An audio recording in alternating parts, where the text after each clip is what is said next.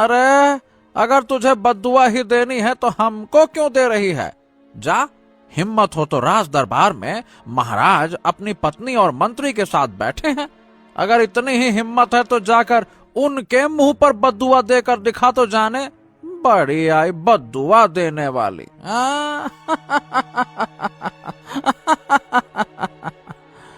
इतना कहकर दोनों सैनिक वहाँ से चले गए। सावित्री गुस्से से खड़ी होकर वहाँ से जाने लगी।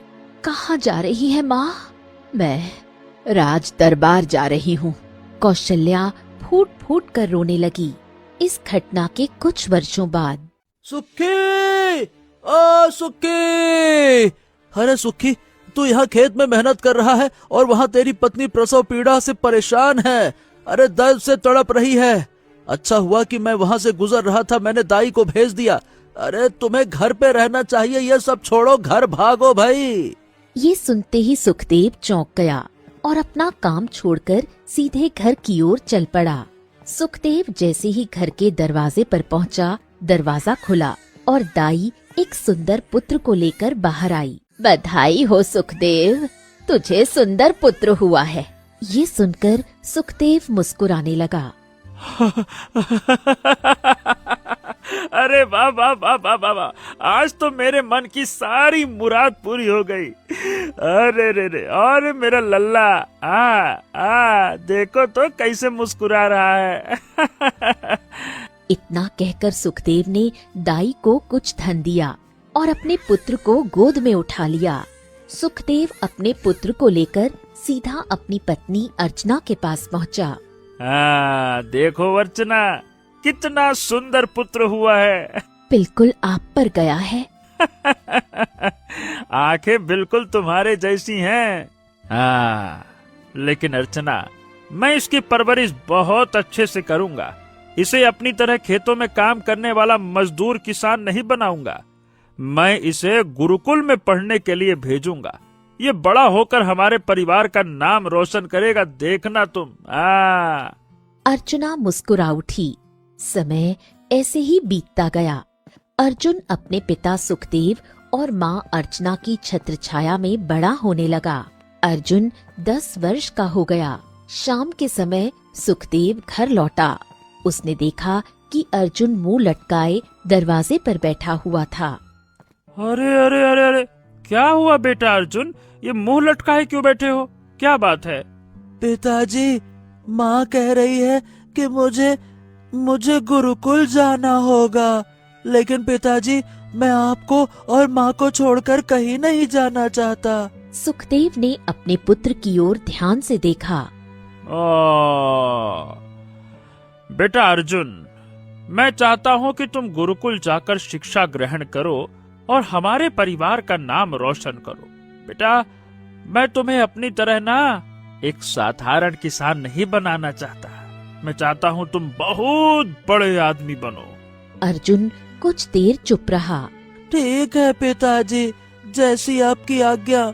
मैं गुरुकुल में जाऊंगा और खूब मन लगाकर शिक्षा ग्रहण करूंगा। ठीक है। सुखदेव के चेहरे पर संतोष की मुस्कान आ गई। अगले दिन सुखदेव अपने पुत्र अर्जुन को लेकर गांव से कुछ दूर स्थित गुरुकुल पहुंचा। गुरुकुल में गुरुदेव आसन पर बैठे थे। प्रणाम गुरुजी। गुरुजी, मैं चाहता हूँ कि आप मेरे पुत्र को शिक्षित करें, इसे अपनी तरह ज्ञानी बुद्धिमान बनाइए। गुरुदेव मुस्कुराए। ठीक है सुखदेव, मैं तुम्हारे पुत्र को शिक्षित करने का प्रयास करूंगा। लेकिन तुम गुरुकुल का नियम जानते हो। 10 वर्ष तक तुम्हारा पुत्र गांव नहीं जा सकता और ना ही तुम उससे मिलने के लिए आ सकते हो। तो बताओ, क्या तुम ये बलिदान देने को तैयार हो? गुरुदेव, मैं अपने पुत्र की शिक्षा के लिए कोई भी बलिदान देने को तैयार हूँ। कोई समस्या नहीं है। तो फिर ठीक है, अपने पुत्र को आखिरी बार देख लो और उसके बाद 10 वर्ष बाद ही यहाँ पे आना। सुखदेव की आंखें नम हो गई। बेटा अर्जुन, अपना ख्याल रखना, है ना? अब बस अपना ख्याल रखना बेटा, अच्छे से पढ़ना, ठीक है? ठीक है पिताजी, आप भी अपना ख्याल रखना। ठीक है। सुखदेव वहां से लौट गया। समय बीतता गया। अर्जुन गुरुदेव की छत्र छाया में शिक्षा ग्रहण करने लगा। ऐसे ही 10 वर्ष बीत गए। एक सुबह सुखदेव उठा और अपनी पत्नी से बोला, ए भाग्यवान, आखिरकार वो दिन आ ही गया। 10 वर्ष हो गए। तभी गांव का मुखिया वहां पहुंचा। अरे सुखदेव, सुना है कि आज तुम्हारे पुत्र की शिक्षा पूरी हो रही है।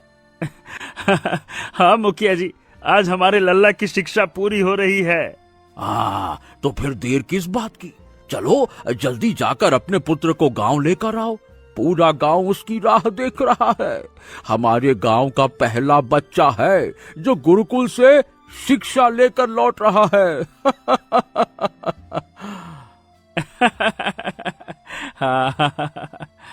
सुखदेव खुशी खुशी गुरुकुल की ओर चल पड़ा। गुरुदेव के पास एक सुंदर और तेजस्वी युवक बैठा था। सुखदेव को देखते ही वो युवक दौड़कर आया और चरण स्पर्श किए। प्रणाम पिताजी, मैंने आपको पहचान लिया पिताजी। सुखदेव की आंखों से आंसू बह निकले। उसने अपने पुत्र को गले लगा लिया। हाँ, गुरुदेव, अब हमें आज्ञा दीजिए। 10 वर्ष बाद तुमने अपने पुत्र को देखा और पहचान भी लिया। गुरुजी, विश्वास कीजिए, अगर 50 वर्ष बाद भी देखता तो वैसे ही पहचान लेता। तुम्हारे पुत्र की शिक्षा पूरी हो गई है। ये मेरे सभी शिष्यों से अधिक बुद्धिमान है और मुझे इस पर बहुत गर्व है। ये अवश्य तुम्हारा नाम रोशन करेगा। खूब आशीर्वाद आशीर्वाद। जाओ बेटे, जाओ। सुखदेव अर्जुन को लेकर गांव लौटा। गांव के सभी लोगों ने अर्जुन का स्वागत किया। कुछ समय बाद मुखिया सुखदेव के घर आया। सुखदेव, क्या तुम्हें पता है राजमहल में राजा विक्रम को कुछ बुद्धिमान लोगों की आवश्यकता है। मैंने तुम्हारे पुत्र के बारे में बताया, राजा विक्रम तुरंत मान गए। एक काम करो, कल अर्जुन को दरबार लेकर चले जाओ। राजा विक्रम को दिखा दो और बातचीत कर लो। ये सुनकर सुखदेव और अर्चना दोनों प्रसन्न हो गए। तो आखिरकार हमारा सपना पूरा हो ही गया। अगले दिन मुखिया अर्जुन को लेकर राज दरबार पहुंचा। राजा विक्रम ने अर्जुन की ओर देखा। हम तुम्हारी बुद्धिमानी की परीक्षा लेना चाहते हैं। जी महाराज, मैं तैयार हूँ। तो सबसे पहले बताओ, वो क्या चीज है जो जितना बांटी जाए उतनी बढ़ती जाती है, लेकिन खुद कभी कम नहीं होती? अर्जुन कुछ देर गहरी सोच में डूब गया। महाराज, वो ज्ञान है। ज्ञान बांटने से बढ़ता है, घटता नहीं है। राजा विक्रम प्रसन्न हो गया। बिल्कुल सही जवाब। वाह वाह वाह वाह वाह वाह वाह। तुम्हारी बुद्धिमानी की प्रशंसा तुम्हारे गांव के मुखिया ने की थी, लेकिन आज तुमने स्वयं इसे सिद्ध कर दिया। आज तक कोई इस पहेली को नहीं सुलझा पाया, लेकिन तुमने चुटकियों में उत्तर दे दिया। ठीक है, हम तुम्हें अपने महल का विशेष सलाहकार नियुक्त करते हैं। उस दिन से अर्जुन का राजमहल आना जाना शुरू हो गया। देखते ही देखते राजमहल और गांव दोनों में उसका मान सम्मान बढ़ने लगा। एक दिन अर्चना उदास बैठी हुई थी। तभी सुखदेव वहां आया। क्या हुआ भाई अर्चना, आज तुम इतनी उदास क्यों हो? न जाने क्यों आज मेरा मन अनहोनी आशंकाओं से धड़क रहा है। तभी गांव का मुखिया घबराया हुआ वहां पहुंचा। सुखदेव, भाई तुम्हारे पुत्र अर्जुन को बंदी बना लिया गया है। ये सुनते ही सुखदेव बुरी तरह चौंक गया। अर्चना फूट फूट कर रोने लगी। इसीलिए मेरा मन सुबह से अनहोनी आशंकाओं से धड़क रहा था। अरे लेकिन लेकिन मेरे पुत्र का कसूर क्या है मुखिया जी? मुखिया ने सिर झुका लिया। दरअसल बात यह है कि कल रात महाराज के राजकोष में चोरी हो गई। महाराज को शक है कि चोरी की योजना बनाने में तुम्हारा पुत्र शामिल है। माने कि जिस तरह से चोरी की गई वैसी योजना बनाना बहुत बुद्धिमान व्यक्ति ही कर सकता है। महाराज का मानना है कि इतना बुद्धिमान व्यक्ति उनके राज दरबार में केवल तुम्हारा पुत्र ही है। ये सुनकर सुखदेव क्रोधित हो गया। क्या बात कर रहे हैं मुखिया जी? मेरे पुत्र पर बिना किसी सबूत के सीधा सीधा गलत आरोप लगाया जा रहा है। मेरा पुत्र ऐसा हरगिज नहीं कर सकता। वो बुद्धिमान है लेकिन चोर नहीं है वो। देखो सुखदेव, शांत हो जाओ। मैं तुम्हें बताने के लिए आया हूँ। चलो राजमहल चलते हैं। इससे पहले कि महाराज कोई गलत कदम उठा ले, महाराज से बात करते हैं। चलो। सुखदेव मुखिया के साथ राजमहल पहुंचा। उसने देखा कि अर्जुन बंधा हुआ खड़ा था और राजा विक्रम क्रोधित अवस्था में सिंहासन पर बैठे थे। महाराज महाराज महाराज, ये क्या हो रहा है? आखिर मेरे पुत्र को बंदी क्यों बनाया गया है? क्योंकि हमारे राजकोष से धन की चोरी हुई है। चोरी इतनी बुद्धिमानी से की गई है कि इसका कोई जवाब नहीं। हम खुद देखकर हैरान हैं। और इस राज दरबार में इतना बुद्धिमान केवल तुम्हारा पुत्र ही है। जरूर इसी ने चोरों के साथ मिलकर योजना बनाई और अब भोला बनकर खड़ा है। अर्जुन की आंखों में आंसू आ गए। पिताजी, पिताजी, ये झूठ है, ये झूठ है पिताजी। महाराज से कोई बहुत बड़ी गलतफहमी हुई है। मैं चोरी नहीं कर सकता, मैं चोर नहीं हूँ। शांत हो जा बेटा। महाराज महाराज, मेरा पुत्र ऐसा कार्य कभी नहीं कर सकता। वो बुद्धिमान जरूर है लेकिन चोर नहीं है। उसने अपनी शिक्षा गुरुकुल में ग्रहण की है महाराज, वो चोर नहीं है। राजा विक्रम और अधिक क्रोधित हो गया। तो क्या गुरुकुल में शिक्षा लेने से वो संत बन गया क्या? मानव का स्वभाव ही लालच करना होता है। राजकोष का खजाना देखकर इसका मन बदल गया होगा। और याद रखो, मैं तुम्हारे पुत्र को जीवित नहीं छोड़ूंगा। इतना कहकर राजा विक्रम ने अर्जुन को मृत्यु दंड दे दिया।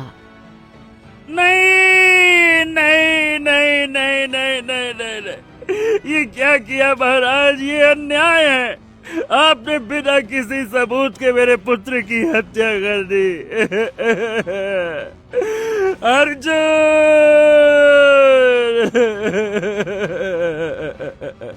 दफा हो जाओ यहाँ से और अपने पुत्र के शव को साथ लेकर जाओ। निकलो यहाँ से। सुखदेव रोता बिलखता अपने पुत्र का शव लेकर घर लौटा। अर्जुन का शव देखते ही अर्चना फूट फूट कर रोने लगी। ये क्या हुआ? महाराज ने मेरे पुत्र को क्यों मार दिया? सुखदेव ने रोते हुए पूरी घटना सुना दी। तभी गांव का मुखिया वहां आया। संभालो अपने आप को, संभालो सुखदेव। अब होनी को कोई नहीं टाल सकता। अपने पुत्र के अंतिम संस्कार की तैयारी करो, है ना? चलो बस बस बस। ये सुनकर सुखदेव क्रोधित हो उठा। नहीं नहीं नहीं नहीं मुखिया जी, नहीं। मैंने अपने जीवन में कभी बुरा कार्य नहीं किया। मैंने कभी चोरी नहीं की, कभी किसी का दिल नहीं दुखाया।